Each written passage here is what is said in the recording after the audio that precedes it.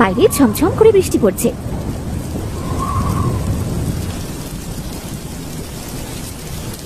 রতনের বউ তাকে এক বাটি মুড়ি দিয়েছে।